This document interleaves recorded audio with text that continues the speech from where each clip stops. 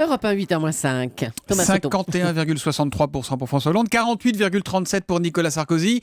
Il y a 2 ans, pile poil, François Hollande était donc élu président de la République. Bonjour Danny Cohn-Bendit. Bonjour Thomas. Alors ce matin, je ne vais pas vous demander de préparer le gâteau, mais plutôt ce que vous écririez sur une carte d'anniversaire. Alors je lui ai écrit, rien que la vérité, toute la vérité. Salut François.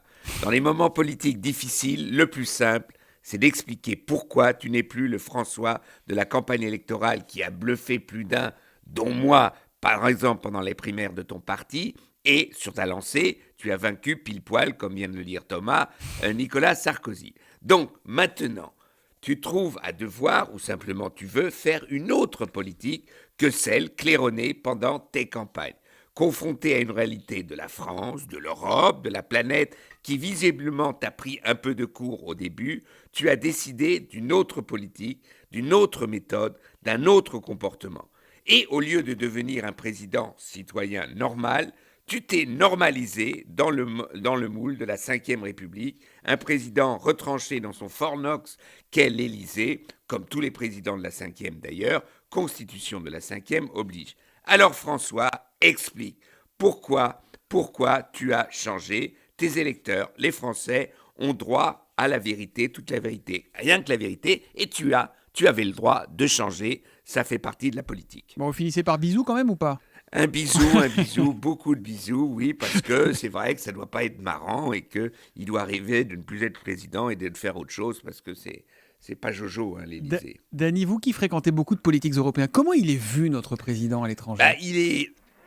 Il est vu, il est incompris comme les Français ne le comprennent pas. Je veux dire, c'est ce qui est visible quand on discute avec des politiques, disons, en dehors de l'Hexagone, c'est qu'ils disent mais comment votre représentant, j'ai discuté avec l'ancien ministre des Affaires étrangères allemand, Fischer, il n'y a pas longtemps, il me dit mais explique-moi l'évolution et pourquoi François Hollande est tombé dans ce trou. Donc je crois que c'est l'incompréhension qui est Urbi et Torbi, quoi.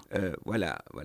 Ils savent pas. Pareil ailleurs que chez nous. Vous évaluez à combien ses chances d'être élu en 2017 à François Hollande ? Écoutez, je l'ai déjà dit sur cette antenne, moi, le coup de poker, le meilleur, c'est qu'ils disent qu'ils ne se représentent pas, que ce qui l'intéresse, c'est sortir de la France de cette crise. Parce que vous savez, les Français aujourd'hui, la France est enfermée dans ses certitudes idéologiques. Les médias sont enfermés dans leurs certitudes idéologiques.